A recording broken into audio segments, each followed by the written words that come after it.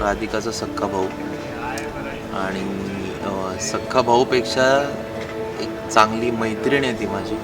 आयुष्यभर म्हणजे आमचं जे बॉन्डिंग आहे ते खूप जास्त डीप आहे. ते असं त्याला एक्सप्लेन काही करू शकत नाही.